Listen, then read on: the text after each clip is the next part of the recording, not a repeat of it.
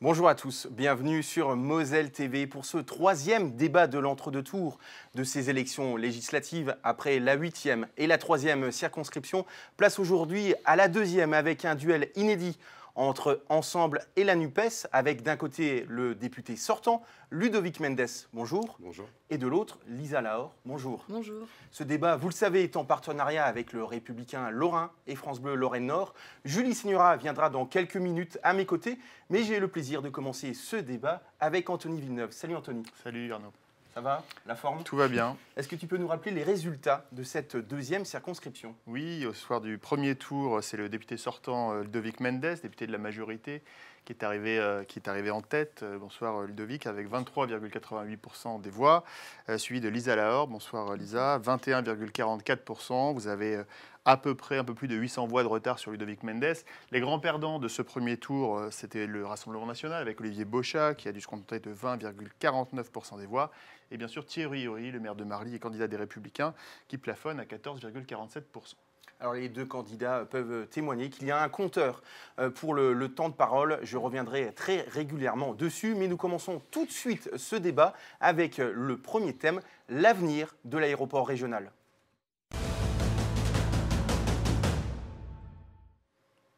Et c'est à toi, Anthony, de commencer. Oui, depuis 2007 et l'arrivée du TGV et a fortiori encore plus depuis la crise Covid, l'aéroport régional tourne au ralenti. Il n'accueille plus que quelques petits avions d'affaires et quelques vols pour l'Algérie. Selon vous, Ludovic Mendes, cet aéroport a-t-il encore un avenir ? Il le faut. Il faut qu'il ait un avenir parce que ça fait partie de l'aménagement du territoire et il y a des développements qui sont en train de se faire autour de cet aéroport. D'ailleurs, Brigitte Dorlotin, la présidente de la communauté de communes, fait un très grand travail au niveau de la région et de la communauté de communes pour faire venir de nouvelles entreprises, donc créer des emplois. Et on a besoin de ce hub au niveau territorial. On sait qu'il y a des discussions en cours avec la région et l'État, parce qu'Elisabeth Borne, quand elle était déjà ministre des Transports, avait accompagné justement Brigitte Dorlotin sur le sujet. Je mélange un peu les prénoms, excusez-moi. Et il y a une démarche d'accompagnement, de maintenir cet aéroport. Aujourd'hui, disons qu'avec Nancy, c'est un peu compliqué, parce que Nancy part du principe que cet aéroport n'a plus existé et ne sert plus à rien. Et on a besoin que Air Algérie réouvre rapidement ses lignes, parce qu'elles sont bloquées temporairement. Il y a eu quelques petits soucis diplomatiques, et nous le savons. Et une fois qu'Air Algérie aura relancé ses vols, il y aura aussi plus de passagers. Et puis relancer peut-être un peu le fret. On sait qu'Amazon veut aussi potentiellement, dans les prochaines années, s'investir sur l'aéroport. On sait qu'il y a d'autres entreprises. On a vu Cora, ou alors avec des entreprises de logistique. Donc il faut maintenir cet aéroport pour l'aménagement territorial, et ne pas faire comme on a fait pendant des années, laisser mourir des infrastructures pour ne pas et après se dire on en avait besoin et on les a laissés mourir. Ce qu'on a besoin de redévelopper l'industrie sur nos territoires, de redévelopper de l'économie, et ça ne passe pas si on n'a pas les bonnes infrastructures. Autoroutes, aéroports et TGV. Lisa Lahore, vous êtes d'accord ? Non, pas du tout. Justement, quelle est l'utilité de cet aéroport? On voit depuis la crise Covid, mais depuis même bien avant, il y a de moins en moins de vols, et donc il y a très peu de vols pour beaucoup de pollution. Donc quelle est l'utilité? Nous, on est plutôt pour accès à fond pour les lignes ferroviaires, développer les petites lignes ferroviaires du quotidien, voilà, toutes les lignes ferroviaires, et refuser la suppression justement de certaines lignes ferroviaires du quotidien et en augmenter le nombre, et que ce soit accessible, des tarifs accessibles. Et en fait, le vrai problème de l'aéroport, c'est les salariés, puisqu'au départ, ils étaient 80, maintenant, ils sont plus que 56. Donc, que fait-on de ces salariés? Et chaque année, il y a des plans de licenciement qui sont mis en place. Donc, chaque année, ils ont l'épée Damoclès au-dessus de leur tête. Et ça, personne n'en parle. Et là, vous voulez carrément les faire couler. Non, justement, nous, ce qu'on dit, c'est qu'il faut absolument leur trouver une issue de secours et donc les accompagner vers d'autres postes, donc notamment dans les lignes ferroviaires, puisqu'il y a beaucoup à faire. Vous êtes donc pour la fermeture de cet aéroport régional? Oui. Ludovic Mendes, l'évolution législative sera décisive pour l'avenir de cet aéroport. On sait que la loi climat et résilience interdit déjà les vols intérieurs pour des trajets pour lesquels des alternatives existent en train à moins de 2h30. Est-ce que vous pensez, comme les députés insoumis, qu'il faut remonter ce seuil à 4 heures? C'était d'ailleurs la proposition de la Convention citoyenne pour le climat. Non. Non, je ne le pense pas. On l'a déjà apporté 2h30. L'idée, ce n'est pas de tuer l'aéroportuaire. Au contraire, c'est d'apporter des alternatives. On a la chance, c'est qu'on a un aéroport à côté d'une gare Lorraine TGV qui ne dessert pas toute la France, mais qui dessert une bonne partie. Et on a Metz et Nancy qui sont très bien desservis aussi.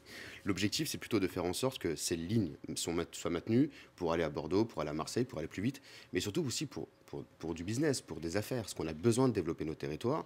Et si on n'accueille pas nos chefs d'entreprise, et si on ne propose pas à ces entreprises d'avoir un service de proximité qui leur permet de se déplacer n'importe où en France et très rapidement, ça ne marchera pas. Et pour l'attractivité de nos territoires, on a besoin de maintenir cet aéroport et de développer les zones autour. Et c'est en train d'être fait.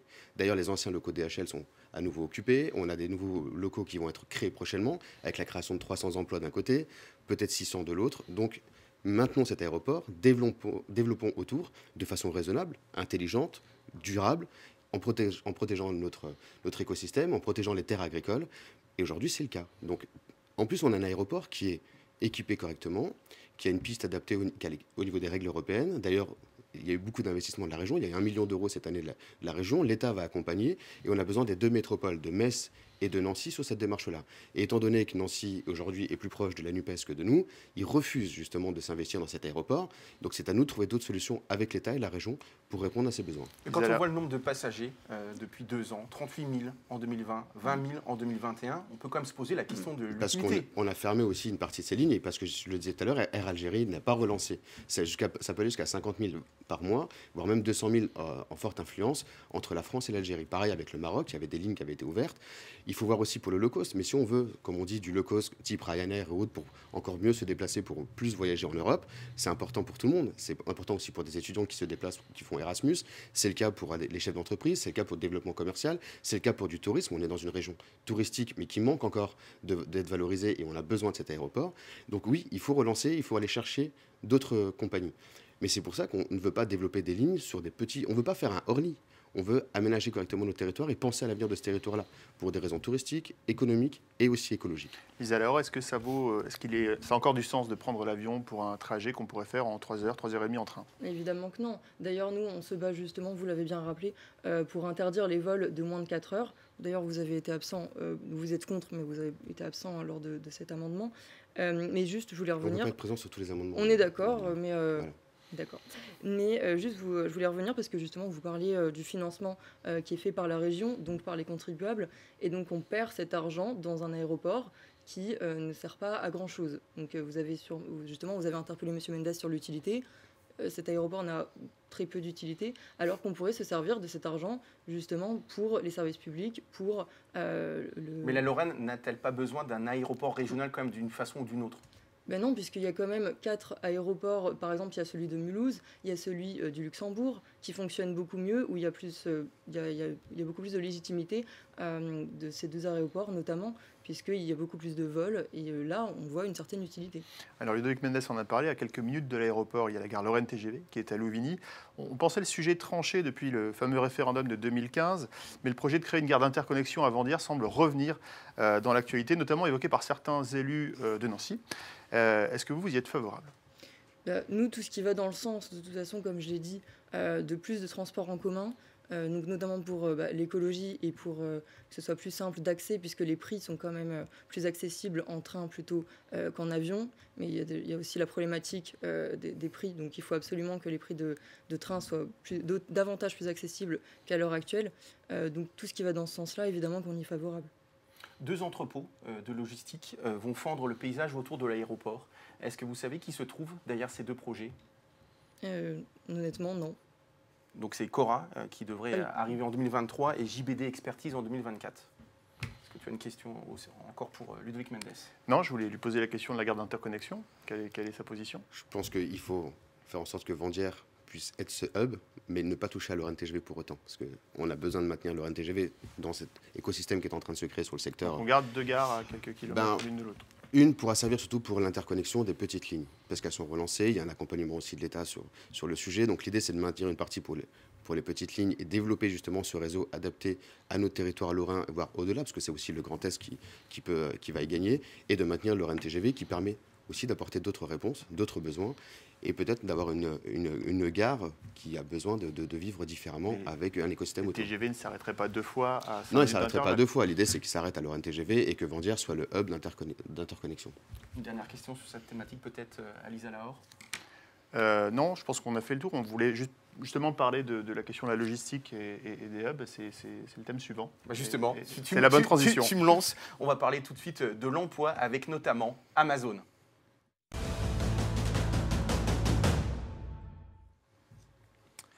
Cela fait bientôt 1 an qu'Amazon a mis en service son immense centre de distribution à Osny, un site sur lequel plus de 1000 CDI ont déjà été créés. Lisa Laure, est-ce que vous considérez que c'est une bonne nouvelle ? Alors justement, nous, ça fait depuis le début de la construction qu'on dénonce avec le collectif Stop Amazon.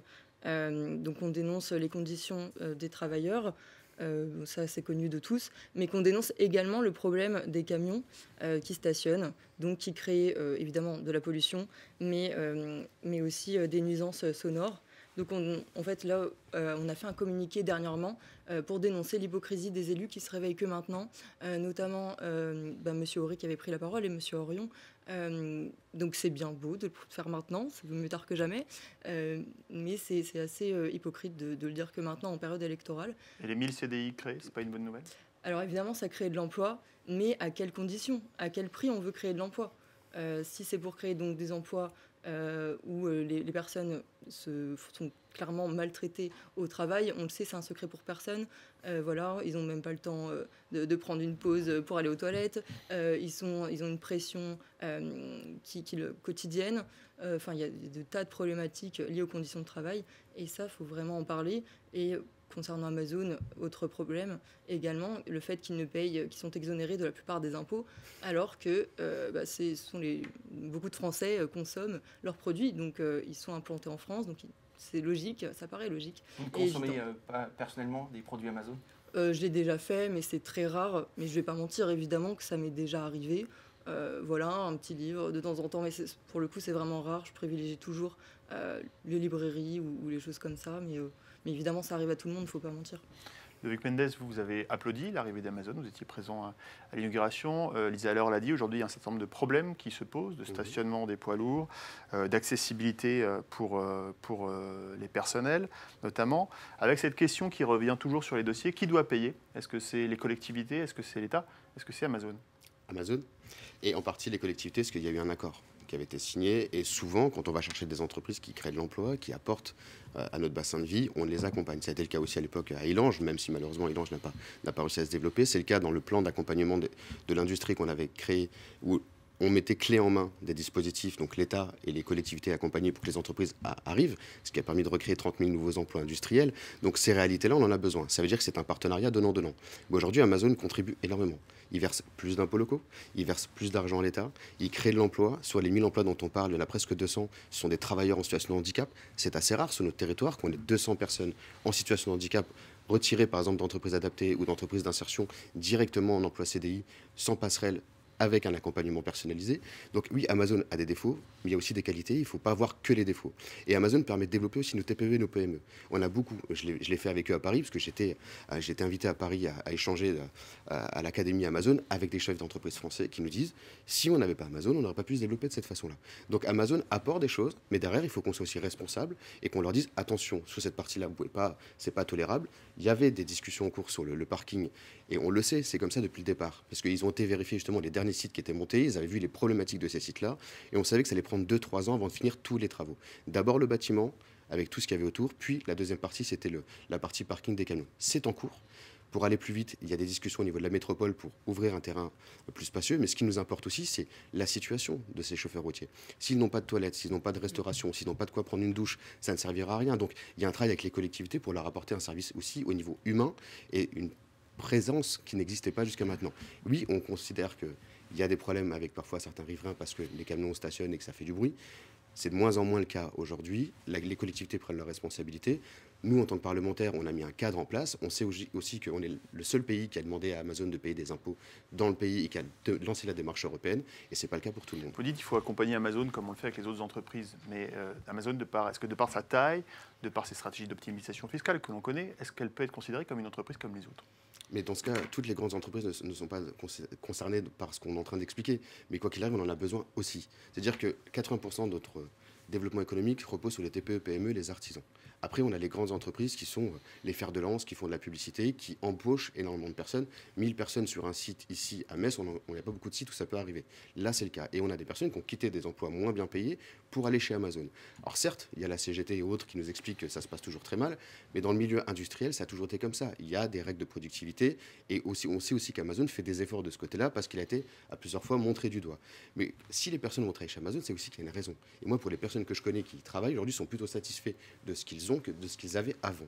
Donc il faut aussi valoriser cette partie. Une question pour Lisa Lahore, parce qu'elle est très en retard. Il y a presque 3 minutes d'écart entre les deux candidats. Oui, vous en avez parlé. On connaît les stratégies d'optimisation fiscale mises en œuvre par Amazon. Dans le programme que vous défendez, vous les combattez. Mais concrètement, comment vous comptez mettre fin à ces stratégies ? De toute façon, Amazon est implanté, donc maintenant, c'est sûr, c'est fait. Mais d'ailleurs, je vais juste revenir. Et sur la taxation des GAFAM en général. Oui, justement, il faut vraiment serrer le vis parce que vous dites que Amazon paye des impôts. Ils n'en payent pas assez en tout cas, puisque peut-être que les choses avancent, mais trop doucement, trop lentement. Et je voulais revenir aussi, vous dites qu'il y a moins de camions et que la problématique diminue. Alors, ce n'est pas du tout le cas. Moi, j'y étais sur le terrain il y a deux semaines. Donc, j'ai vu de mes propres yeux, on y est allé, voilà, on a manifesté, etc. On a fait donc, comme souvent. Un communiqué, oui, évidemment, parce que il faut manifester pour revendiquer des droits et puis lutter pour nos convictions. Donc voilà, donc on a très bien vu de nos propres yeux avec plein de personnes de différents collectifs. Qu'est-ce qui vous dérange le plus chez Amazon ? Concrètement, qu'est-ce qui vous donne envie de manifester ? Mais c'est la totalité parce que, pareil, surtout les conditions de travail, je reviens sur ça. Je ne sais pas qui vous connaissez, hein, ou je ne sais pas quel poste ils ont plutôt. Parce que les gens qui travaillent là-bas, ils n'en peuvent plus, c'est pas un choix. C'est parce qu'ils sont bien obligés d'avoir un travail parce qu'ils se serrent trop la ceinture et c'est pas un choix de travailler à Amazon, c'est faux. Justement, ceux qu'on a croisés quand on a manifesté, ils n'avaient pas le temps de nous parler parce qu'ils avaient tellement peur d'être en retard, parce qu'ils savent qu'ils auront des représailles. Donc c'est clairement les conditions de travail. Mais enfin, c'est un tout parce qu'il y a tellement de problématiques, on l'a bien vu. Même pour l'écologie, parce que Amazon, c'est quand même les premiers à importer à l'autre bout de la planète des produits. Alors qu'on pourrait relocaliser en France tellement de choses, on n'a pas besoin d'aller à l'autre bout du monde pour produire. Donc il y a des tas de problématiques.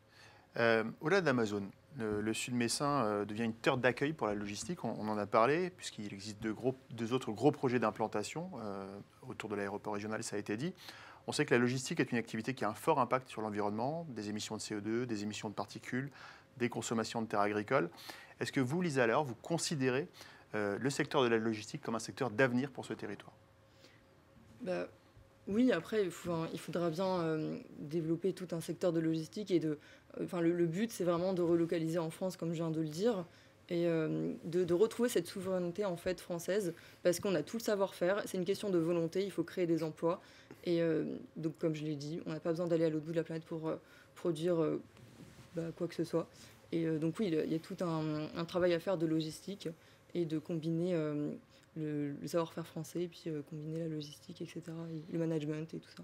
Anthony, peut-être une question encore avec Lisa Lahore qui est toujours en retard sur Stellantis à Borny. Sur Stellantis à Borny, effectivement, le groupe Stellantis est engagé dans un grand travail d'électrification de sa flotte. Ça a des conséquences importantes sur Borny. Est-ce que vous êtes inquiète pour l'avenir de cette usine ? Oui, moi je suis surtout inquiète pour les salariés, encore une fois, puisque d'ailleurs je vais y aller demain. En fait, il y a juste une petite donnée. Il y a 7 fois moins de personnel pour construire les moteurs électriques dont on a besoin que pour construire les moteurs de diesel. Donc, ils sont clairement inquiets pour leur avenir. Et encore une fois, on se moque de leur sort. Voilà, on ne sait pas ce qui va devenir pour eux. Et donc, notre but, encore une fois, c'est de ne laisser personne sur le carreau et de proposer d'autres alternatives. Donc moi, c'est surtout le sort de ces salariés-là dont il est question qui me préoccupe, oui. Luc Mendes, est-ce que vous estimez que les conditions, aujourd'hui, les garanties ont été apportées par Stellantis sur l'emploi à Trémery et à Borny ? Pour nous, oui, étant donné qu'il y a quand même un partenariat qui a été signé, il y a des accords, et Peugeot, le groupe Stellantis n'a jamais dit qu'il voulait casser de l'emploi. Au contraire, leur objectif, c'est de ramener de l'emploi de proximité, et c'est pour ça qu'on développe cette ligne ici, comme on a pu le faire aussi en Belgique, comme c'est le cas aussi de Trémery. L'avantage aujourd'hui, c'est qu'avant, il y avait Peugeot Citroën, maintenant on a Stellantis qui est multimarque et qui permettra de faire encore plus de boîtes de vitesse. Et on est dans une transition. On ne peut pas dire il faut 100% écologie, puis quand on interdit les moteurs thermiques, qu'on passe en moteur électrique et dire bon, on va casser de l'emploi. Ça, on savait entre guillemets que ça allait être compliqué, donc il y a une transition qui est mise en place. Et il y a une formation adaptée, il y a des personnes qui vont partir à la retraite qui potentiellement ne seront pas replacées. Parce que c'est aussi une réalité, mais il y en a d'autres qui vont être accompagnés, qui vont être formés, qui vont évoluer dans leur carrière, parce que le métier change aussi. C'est obligé d'être monté en compétences pour avancer avec cette évolution de la ligne de production. Et Stellantis garantit d'investir sur nos territoires, parce que c'est son intérêt aussi. Elle n'a pas d'intérêt d'aller ailleurs aujourd'hui. On a le savoir-faire, on a les compétences, on a la qualité, et surtout, on a une chaîne qui existe depuis des dizaines et des dizaines d'années, et ils remettent en question ni Metz, ni Mulhouse, ni d'autres sur le secteur français. Et c'est important de le dire. Le seul aujourd'hui qui proposait de limiter ses emplois, c'était Renault. Ce n'est pas le groupe Stellantis. Et Renault a fait machine arrière. Dernière question peut-être pour Lisa Laure sur ce sujet ou peut-être sur Frescati. Non, sur l'avenir du site de Frescati, on a parlé d'Amazon, il y a l'UFC Metz. Il y a un sujet, est-ce qu'on doit faire un peu plus d'agriculture de proximité sur Frescati, ou est-ce qu'on doit développer de l'activité économique ou de l'habitat? Quelle est votre position là-dessus? Nous sommes clairement pour l'agriculture paysanne et justement favoriser les agriculteurs locaux, les circuits courts. D'ailleurs, nous en parlons, ils s'en suicident un tous les 2 jours, donc il est grand temps de se préoccuper de leur sort. Donc oui, l'agriculture paysanne. Et en fait, on remarque que chaque décision économique a un impact écologique, donc c'est lié. Donc notamment ce genre de décision, ça amène plusieurs volets en fait. Un petit point sur le temps de parole. Lisa Laure, vous êtes un petit peu en retard avec 7 minutes 8. 8 minutes 03 pour vous, Ludovic Mendes. On va passer à la 3e thématique de ce débat, le quartier de Metz-Borny.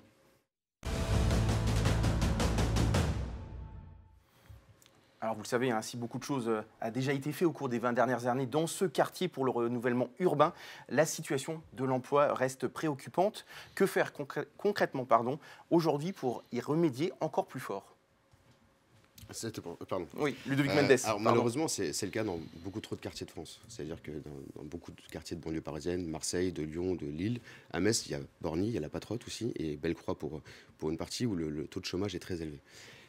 À Metz-Borny, il y a sur la 3e circonscription. Là, oui, j'en parle parce que faut remettre aussi les choses dans un contexte et c'est important. À Metz-Borny, la différence, c'est que le quartier est un peu plus grand, il y a plus de population, il y a eu plus d'accompagnement. Il y a eu pour les jeunes un jeune une solution, il y a l'apprentissage, il y a l'accompagnement au niveau des missions locales, et depuis l'année dernière, il y a la cité éducative de Metz-Borny qui va prendre en charge les personnes de 3 ans jusqu'à 25 ans, de façon individuelle. Alors ça va être sur l'accès à l'école, ça va être la formation, ça va être l'accès à l'emploi, ça va être la prévention médicale, ça va être un accompagnement avec le monde associatif.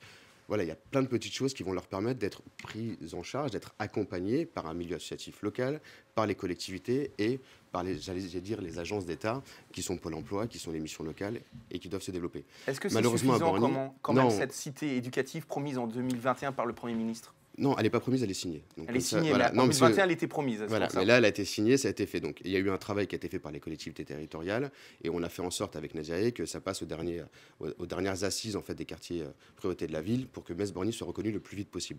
Donc ça a fonctionné. Malheureusement, la zone franche qui avait été installée à l'époque n'a pas créé vraiment d'emplois sur le quartier de Metz-Borny. On était plusieurs à le dénoncer et c'est d'ailleurs pour ça qu'on fait en sorte de ne plus créer de nouvelles zones franches tant qu'on n'a pas de vérification que l'emploi y soit vraiment développé.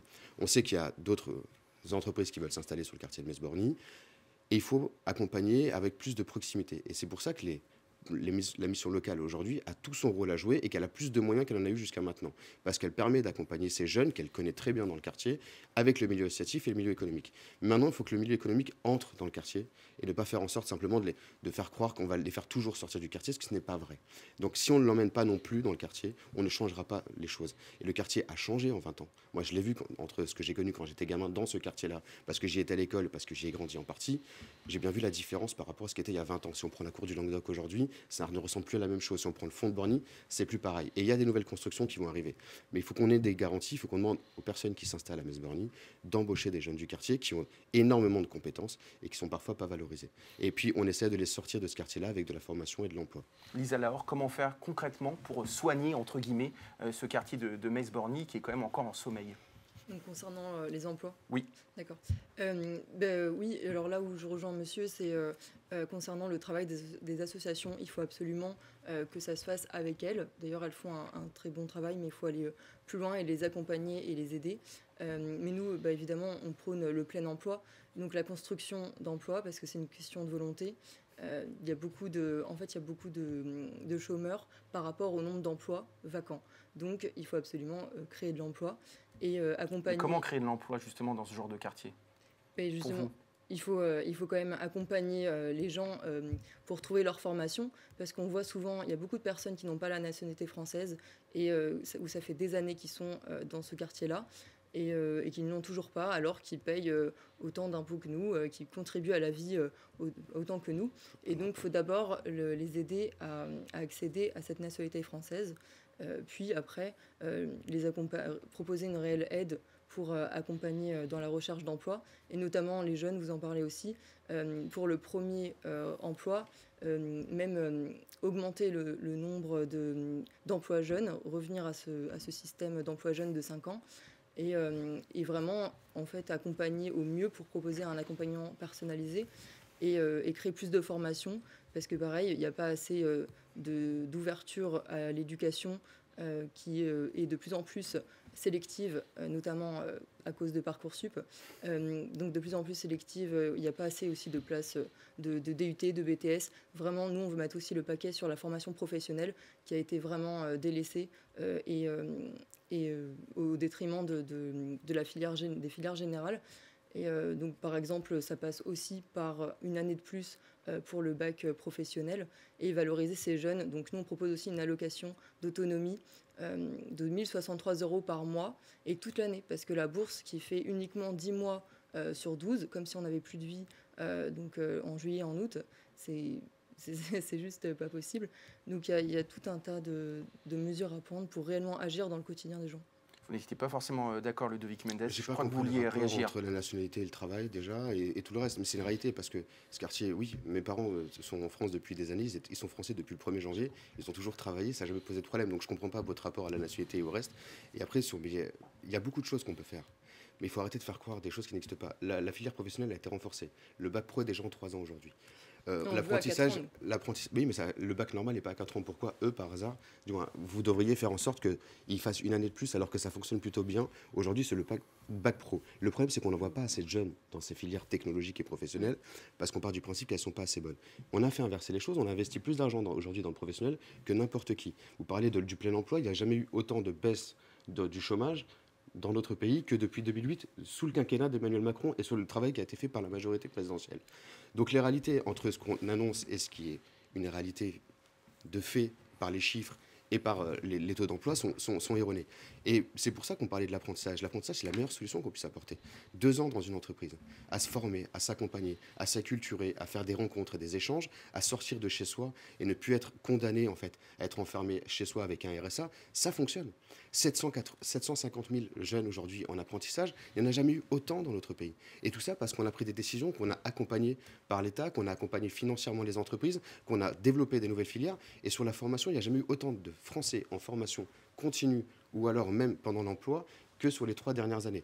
Au-delà de la crise Covid qui a permis de former des personnes qui étaient éloignées de la formation, mais en plus avec le compte personnel de formation, et pareil pour les formations qui sont maintenant rattachées directement aux branches en lien avec les régions. Et ça fonctionne très bien. Et on crée des nouveaux CFA justement pour faire en sorte qu'ils soient à proximité et qui répondent aux besoins des différentes branches. Si on fait encore une fois en sorte d'envoyer des jeunes juste à l'université pour leur dire faites un bac plus 3 ou plus 5, mais qu'il n'y a pas d'emploi à la clé, ça ne sert à rien. Vaut mieux les valoriser avec un BTS, même un CAP, mais qui puissent être heureux demain dans leur emploi. Lisa Léroy, j'ai l'impression que vous ne faites pas le même bilan du quinquennat qui s'achève. Hein. Oui, exactement. Et je veux juste rebondir, du coup, vous répondre, puisque vous avez des questions. La nationalité française, aide vraiment à trouver un emploi, parce que sinon, en fait, les gens, moi, que j'ai rencontrés, ils me disent que ça crée plein d'autres problématiques. Forme de discrimination. Oui, exactement. Et ils n'arrivent vraiment pas à trouver un emploi, voire aussi un logement. Enfin, en fait, c'est toutes sortes de problématiques qui s'enchaînent. Et pourquoi 4 ans pour le bac pro ? Parce qu'en fait, justement, quand on est au bac professionnel, on apprend un métier. Donc, c'est pas pareil que les études générales. Je le connais bien, j'ai fait BEP, Bac Pro, BTS, oui, donc rassurez-vous, je connais bien la filière et ça n'empêche pas de réussir dans la vie. Et pareil, comme sur l'identité. Non, mais je donne juste un complément. Donc, c'est bien beau de faire des listes à l'après-vert et de faire croire des choses de grand soir, mais là, vous mentez. Parce que ça fonctionne quand même de l'autre côté. Il y a plus d'insertion par les jeunes qui passent par le bac professionnel que par le bac général. J'ai jamais dit l'inverse, justement. Bah non, si, parce que vous dites qu'il faut le changer, parce que ça ne marche pas. Je ne dis pas que ça ne marche pas, je dis qu'il faut renforcer et valoriser les bacs professionnels et donc passer à 4 ans pour vraiment mieux apprendre le métier, parce qu'un métier, ça s'apprend et mettre un an de plus, ça aide à être mieux formé et à être plus préparé pour être sur le terrain directement ou alors accéder davantage au BTS. Là, vous avez tout à fait raison, il faut absolument valoriser le BTS et les CAP. Personne ne dit le contraire. Justement, on en aura beaucoup besoin. Donc voilà, je voulais juste revenir sur ça. On arrive à la moitié de ce débat. Merci beaucoup, Anthony. Merci. C'est Julie Seigneura qui va te remplacer pour ce 4e thème, les sujets nationaux.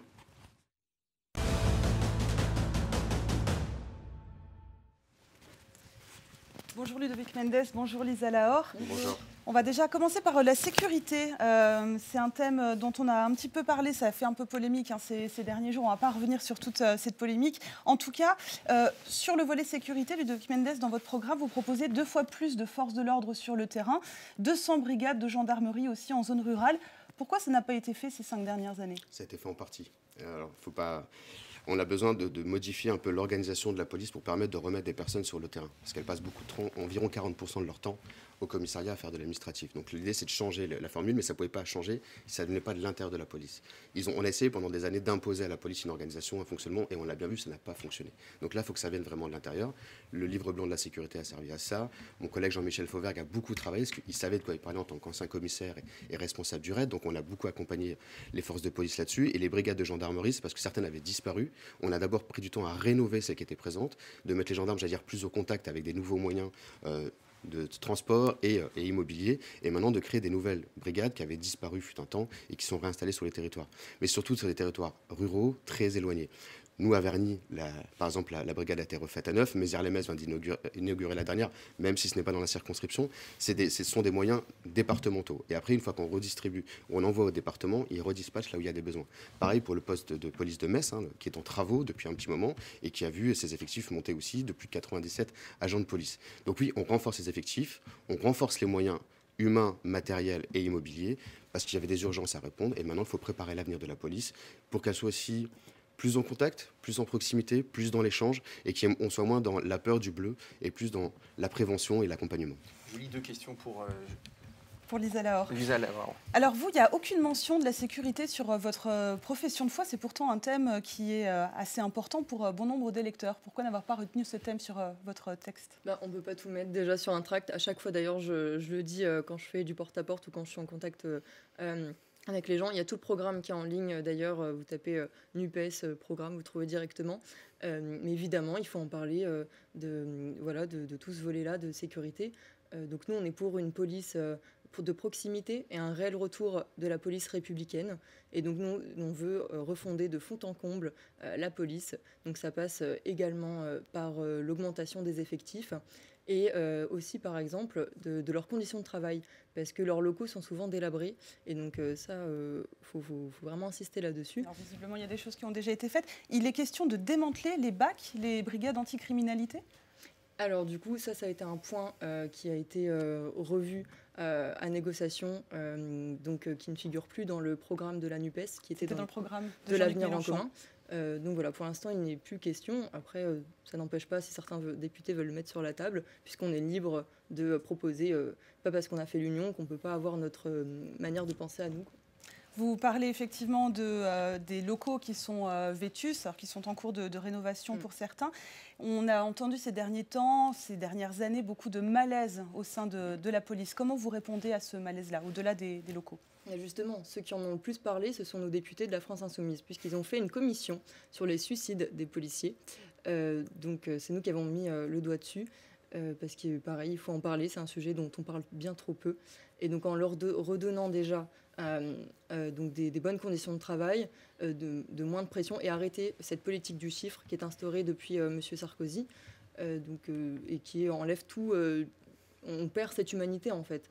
Et donc si on revoit déjà dans un premier temps leurs conditions de travail et qu'il y a plus d'effectifs, déjà, ce sera déjà beaucoup de fait. Encore une question pour Lisa Laure, parce qu'elle est encore très en retard. Je donne un petit peu le temps de parole. 12 minutes pour vous, Lisa Laure, contre 14 minutes pour Ludovic Mendes.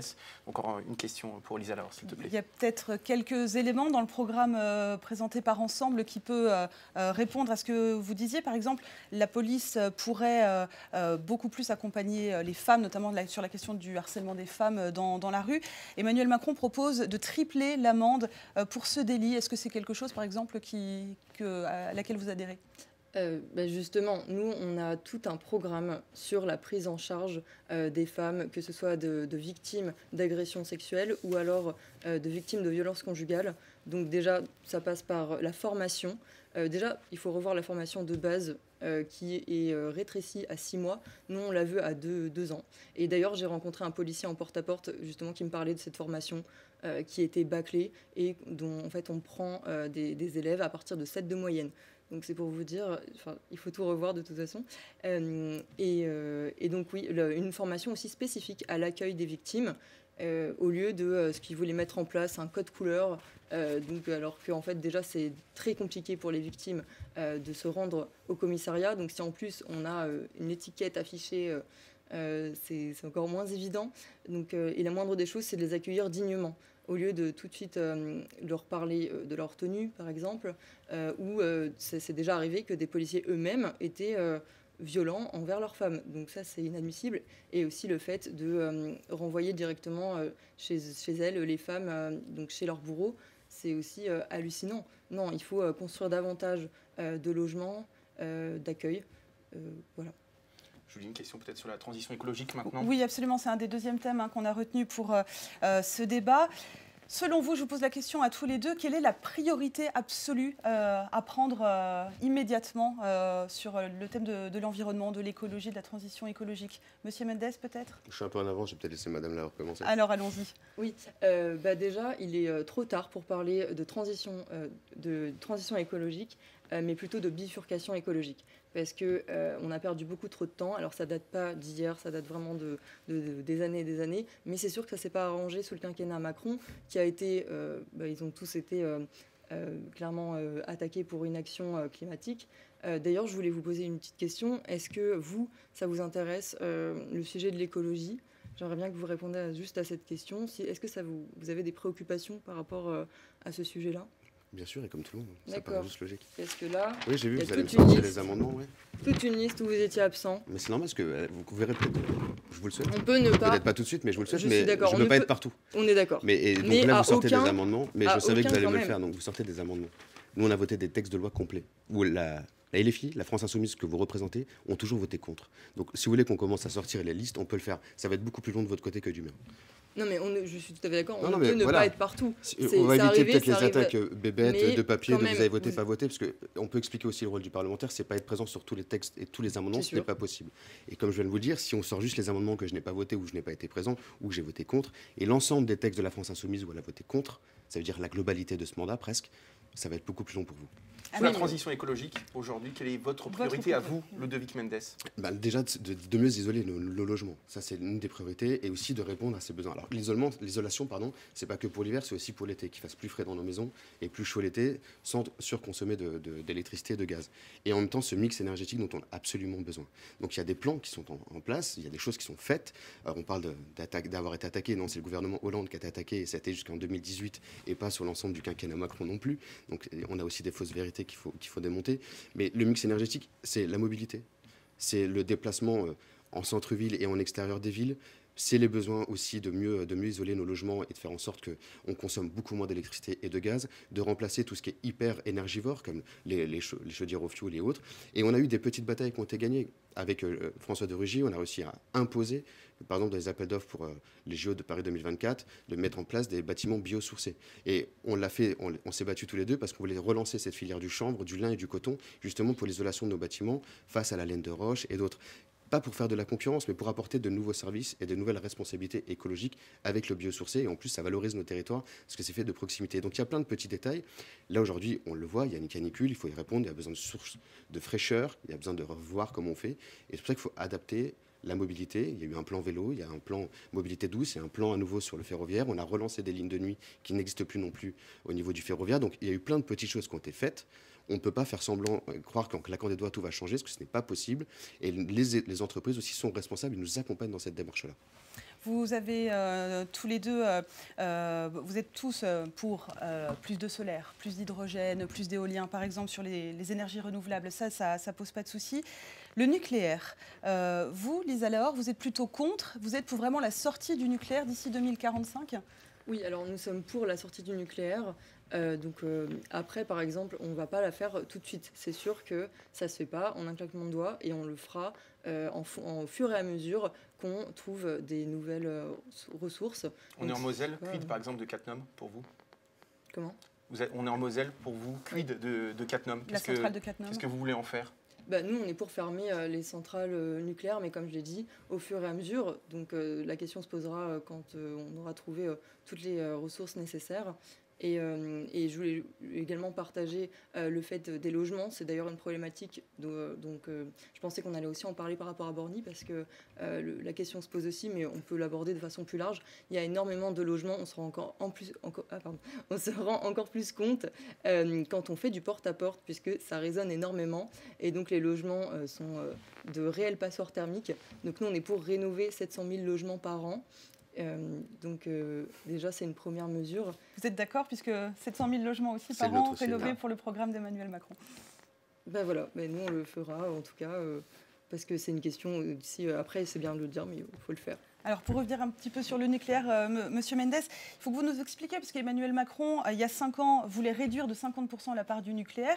Et aujourd'hui, cette année, en février dernier, il a promis une renaissance du nucléaire en France avec au moins 6 nouveaux réacteurs. Donc certains électeurs peuvent être perdus.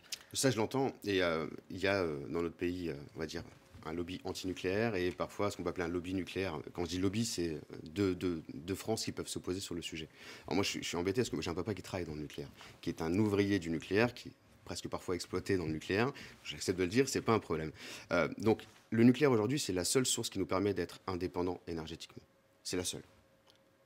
On n'a pas assez avec l'éolien, on n'a pas assez avec le solaire, on n'a pas assez avec l'hydraulique, et on le sait. On n'est pas l'Espagne et le Portugal, par exemple. À l'instant T, mais en à l'instant 2050, par exemple. C'est pour ça qu'on monte ces grandes usines, entre guillemets, solaires et d'éoliennes, qui parfois font débat, mais on doit garder le nucléaire. Parce qu'on est dans une transition. Demain, faire de l'hydrogène, il faut de l'électricité. Donc on a besoin de nucléaire. Nos véhicules ne seront plus thermiques, il faut créer de l'électricité, on a besoin de nucléaire. Par contre, il faut apporter une réponse aussi en économie d'énergie. Et là, c'est ce qui est en train d'être fait et par les bailleurs sociaux sur la rénovation des bâtiments. C'est fait aussi par les grands groupes d'électricité et de gaz en France qui permettent de limiter cette consommation. Mais on a besoin d'avoir un nouveau système nucléaire, plus petit, moins consommateur, moins énergivore, qui est un peu plus respectueux aussi de l'environnement, même si nos centrales à nous sont quand même bien protégées et fonctionnent plutôt bien. Il faut qu'on aille encore un peu plus loin sur cette démarche-là. Et on a des territoires comme la Bretagne, si demain on n'a pas assez d'éoliennes ou on n'a pas assez de panneaux solaires, parce que quand il pleut beaucoup ou qu'ils ne vendent pas assez, il faut qu'on trouve une autre source d'énergie, et ça passera par le nucléaire. Et la Bretagne, souvent, se retrouve en difficulté les hivers, quand il fait très froid, parce qu'on a un manque d'électricité. Et puis maintenant, on est dans un système interconnecté. Puis si vous voulez fermer Cattenom, vous expliquerez aussi, on fera attention, parce qu'on vient de fermer la centrale Émile Huchet de Saint-Avold. Heureusement qu'il y a un accompagnement de l'État pour faire une transition des salariés et de reconversion de ce site-là. Elle pourrait rouvrir d'ici la fin de l'année. Elle pourrait rouvrir, ce qui se passe en Ukraine, quand même. parce qu'on a des difficultés justement et qu'on veut limiter cet impact, mais on ne veut pas relancer le charbon dans notre pays et on fait en sorte de fermer tout ce qui est vraiment anti-écologique. Mais on n'a pas assez de réponses sans le nucléaire aujourd'hui. Et si on veut être vraiment indépendant énergétiquement, on n'a pas le choix. Et c'est ce qui nous permet aussi de baisser l'inflation sur l'électricité et le gaz dans notre pays. Et c'est ce qui nous permet de renégocier aussi avec Bruxelles le système européen de péréquation au niveau de l'électricité et le gaz. Sans ça, on aurait pris 40% sur nos factures. Julie, peut-être une question pour Lisa Laure sur l'agriculture. Oui, absolument. Vous proposez le programme de la NUPES et pour la fin des pesticides, pour la sortie de l'élevage intensif. Vous avez eu un mot pour les agriculteurs tout à l'heure, mais qu'est-ce qu'on dit à ces agriculteurs qui voudraient pouvoir cultiver vraiment de manière importante, avoir des rendements, mais on forcément parfois avoir besoin de certains genres de produits. Qu'est-ce que vous dites aux agriculteurs sur ce thème-là? Nous sommes tout de même pour l'interdiction du glyphosate et des pesticides. D'ailleurs, Emmanuel Macron devait l'interdire. Bon. Et donc, parce que déjà, c'est mauvais pour notre santé et c'est mauvais pour l'environnement. Et donc, concernant les agriculteurs, donc oui, revenir à une agriculture paysanne, favoriser les circuits courts et consommer de saison. Donc nous, en fait, on aimerait diminuer et bloquer les prix de produits de première nécessité, dont les fruits et légumes. Et donc, on bloquerait les prix des fruits et de légumes de saison. Et donc, en fait, la majorité de l'argent doit aller à l'agriculteur et non à la grande surface qui font des marges. Donc, voilà, valoriser ce métier-là. Après, les agriculteurs, des fois, ils ont par exemple beaucoup de champs pour produire, pour nourrir leurs bêtes. Donc, eux, on ne peut pas vendre en circuit court ou ce genre de choses. La question est un peu plus complexe peut-être pour eux. Bien sûr, après, évidemment, il faut essayer de s'adapter au mieux pour répondre à leurs besoins et être à leur écoute. En fait, qui de mieux qui peut en parler que eux? Moi, je ne suis pas une spécialiste du sujet, donc si la question se pose, il faut absolument discuter avec eux et voir quelles solutions nous avons. Julie, on va terminer ce débat avec la dernière thématique. Ce sont les questions politiques.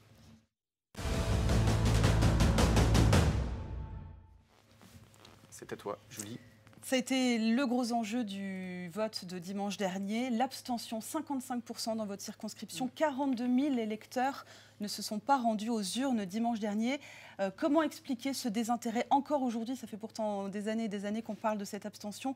Et que dire, comment convaincre les électeurs d'aller voter dimanche? Lisa Laure, puisque vous êtes en retard. Très bien. Déjà, évidemment, je pense qu'on est tous les deux contents d'être au deuxième tour, mais on ne peut pas s'en réjouir vu le taux d'abstention.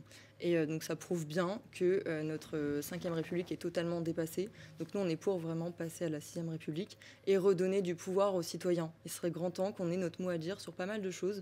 Donc on est notamment pour la reconnaissance du vote blanc, parce que beaucoup ne vont pas voter, parce qu'ils nous disent on parle plus des abstentionnistes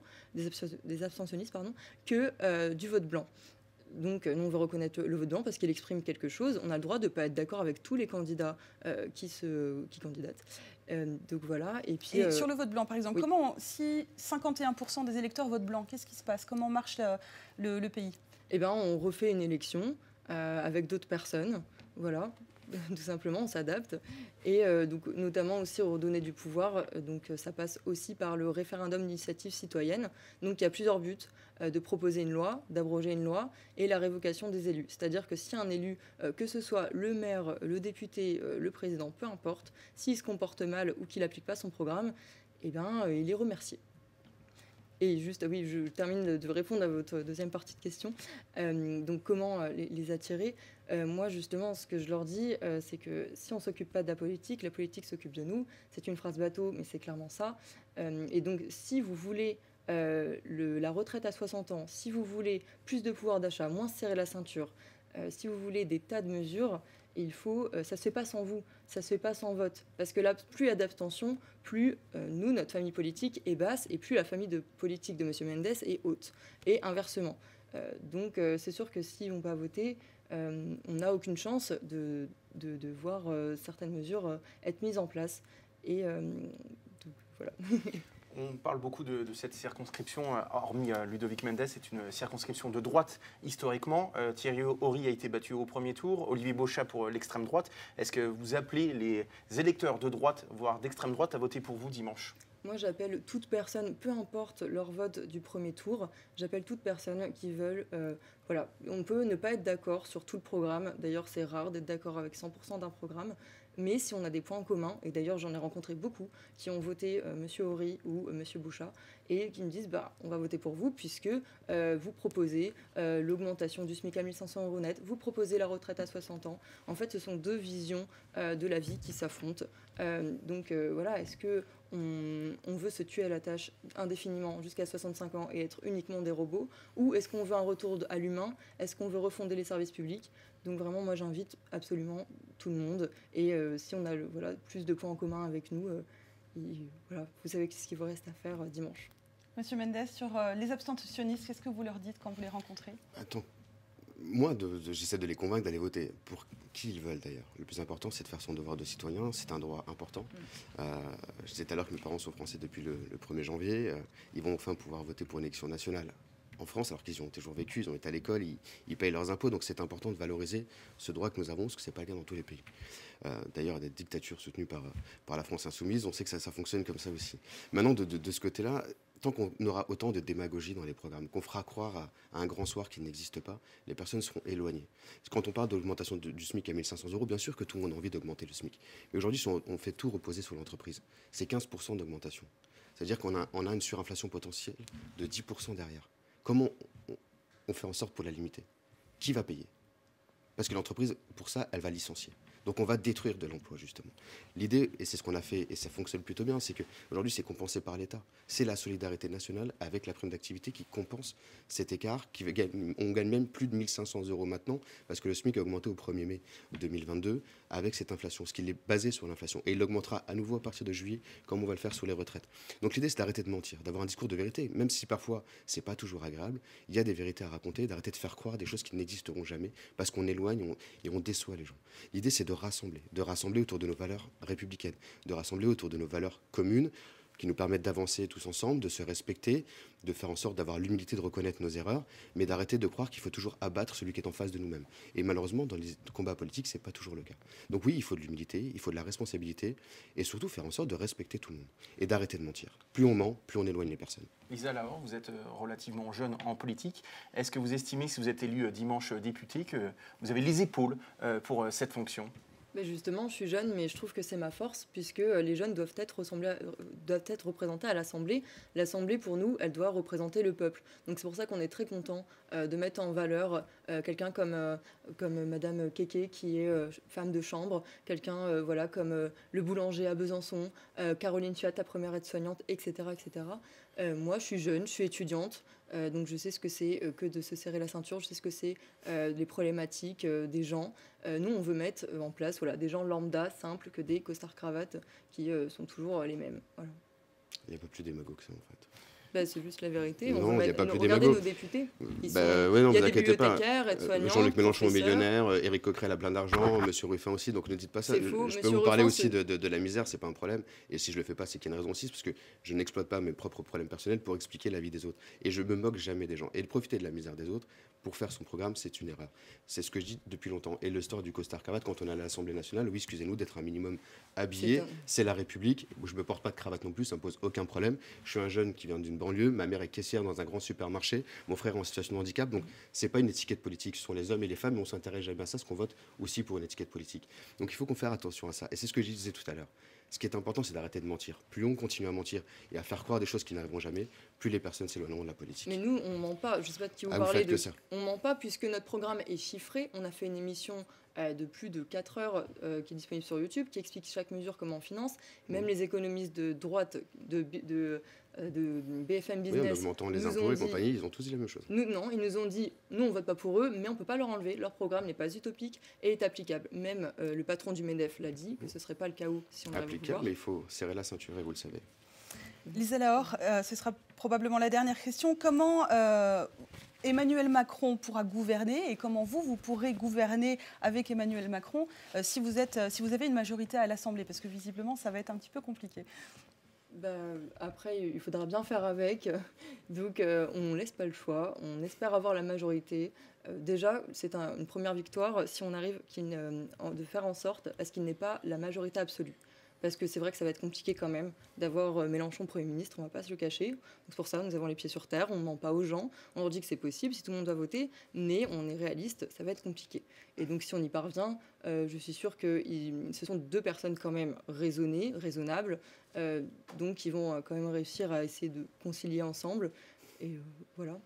Ça n'a pas été le cas pendant 5 ans, donc je ne vois pas comment on va faire demain. Merci à vous deux. On arrive à la fin de ce débat. On est quasiment à égalité au niveau du temps de parole. On peut être assez fiers de ça, puisque 20 minutes 26 pour Lisa Lahore et 20 minutes 34 pour vous, Ludovic Mendes. Merci à vous, en tout cas, d'être venu sur ce plateau. Bon courage pour dimanche. Merci à toi, Julie. Merci à Anthony. On se retrouve ce vendredi pour un nouveau débat grâce à nos confrères de Mosaïque TV. On sera dans la 5e circonscription pour là aussi un duel inédit entre Marie-Claude Voisson du Rassemblement national face à Vincent Zintlager des Républicains. Pardon. Nous aurions aimé aussi faire un débat dans la première, la 7e ou la 9e circonscription pour des raisons qui incombent aux candidats. Ils n'ont pas pu ou n'ont pas voulu donc débattre. C'est la démocratie. En tout cas, nous reviendrons sur ces élections dimanche pour la grande soirée électorale à partir de 19h50 depuis la préfecture de la Moselle. Bonne soirée à tous.